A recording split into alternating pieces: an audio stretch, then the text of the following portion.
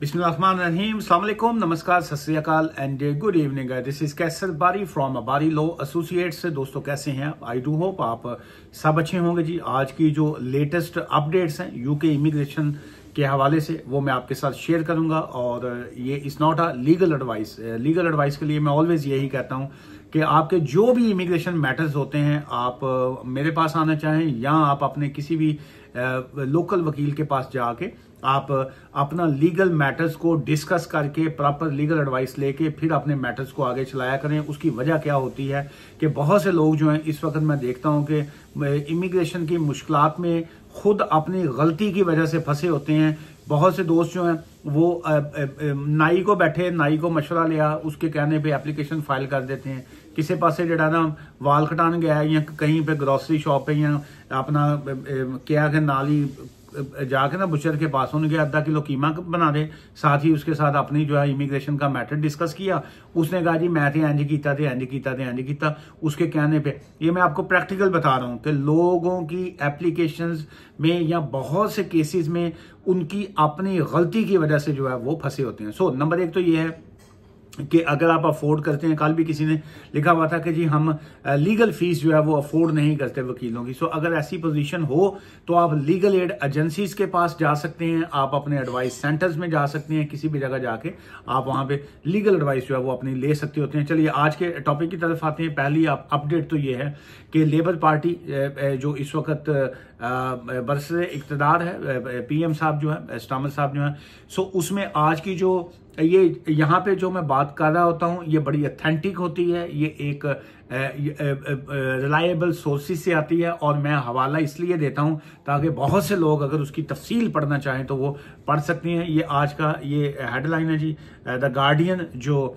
Newspaper है, इसको आप ऑनलाइन भी या पेपर पे भी आप पढ़ सकते हैं।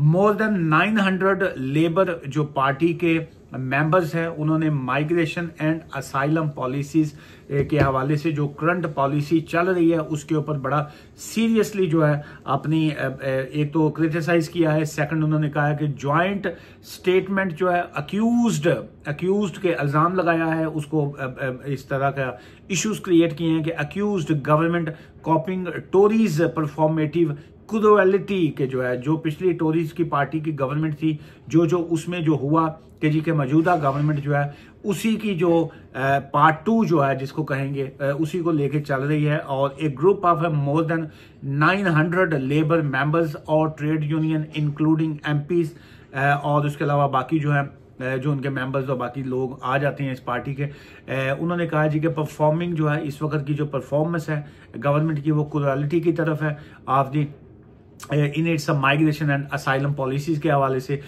स्पेशली डिफरेंट अगर हम इश्यूज की बात करें, जैसे यस्टरडे मैंने वो सिटीजनशिप के हवाले से बात की थी कि जी के उसमें ये है कि जो लोग किसी ना किसी तरीके से अगर यूके पहुंच गए थे, उनको वीजा अगर मिल गया था, ILR उनको मिल गया, तो अब उनको ब्रिटिश पासपोर्ट देने में इनको क्या दिक्कत है, इसके ऊपर भी क्रिटिसिज्म था जो मैंने यस्टरडे वीडियो में मेंशन किया।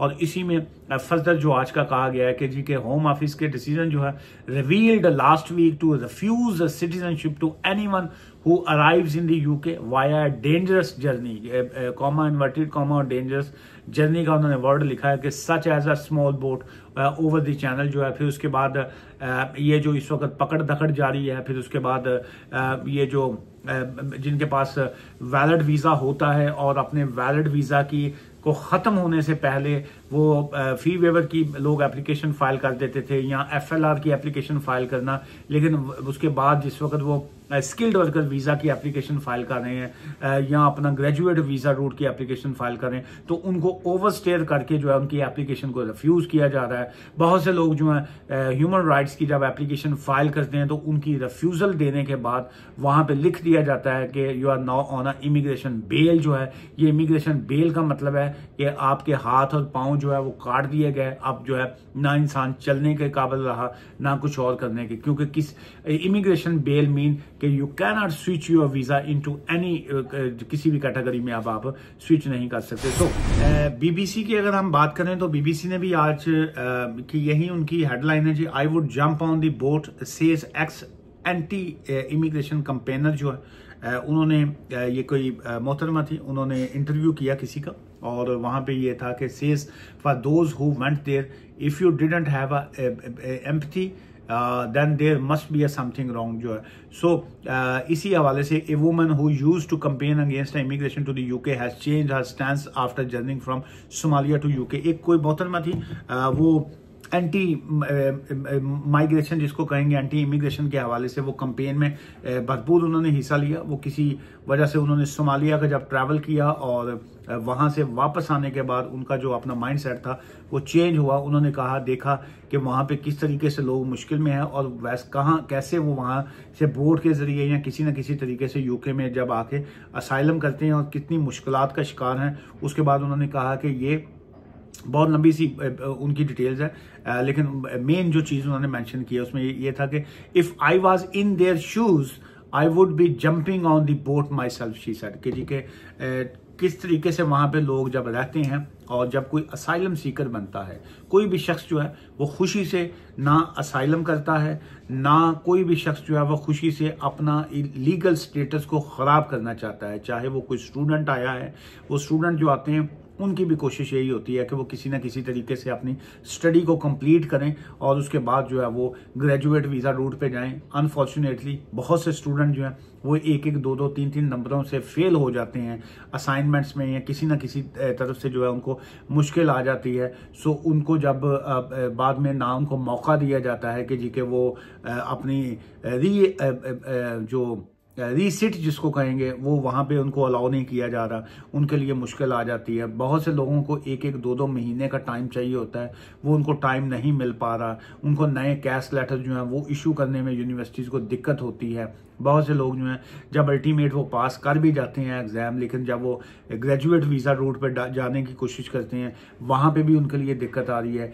स्टिल वो पे करना चाह रहे होते हैं। 1035 पाउंड उसकी IHS की फीस है, 2 ईयर्स की वो पे करनी है। एक जो PSW वाला है उसको 3100 पाउंड के करीब जो है 3100 पाउंड प्लस जो है वो ईच बंदे को वो पे करना पड़ते हैं। बहुत से लोग जो हैं वो कपल हैं, साथ में बच्चे हैं, उनके लिए इतनी डबल 5-4-4, 5-5, 6-6 हज़ार पाउंड की फीस पे करना उनके लिए बहुत दिक्कत है।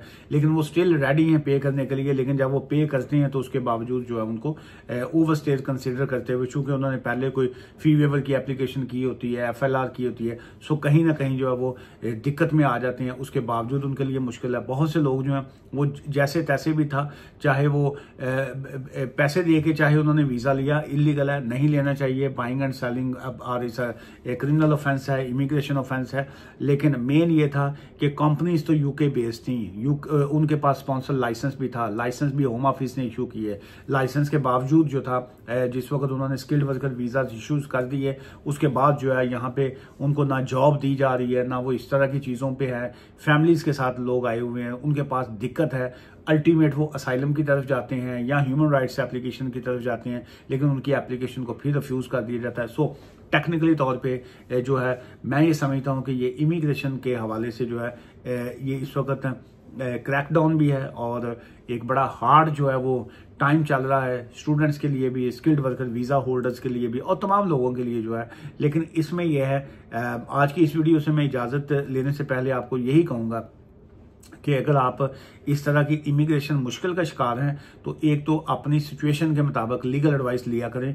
बहुत से लोग जो है जब कहते हैं जी असी चुप करके बैठे रहिए, असी डर के बह जाइए, खामोशी से पीछे बैठ जाएं ताकि जो है किसी को पता न चले, वो आप अपने आप को आप ओवरस्टे मत कीजिए, सिस्टम में इन रहिए, इलीगल काम मत कीजिए। अगर जो आपको कानून के मुताबिक जो आपके राइट्स दिए गए हैं उसके मुताबिक लीगल तरीके से रहते हुए अपने केस को फाइट कीजिएगा। दुआ में याद रखिएगा। Take care, bye for now, शुक्रिया।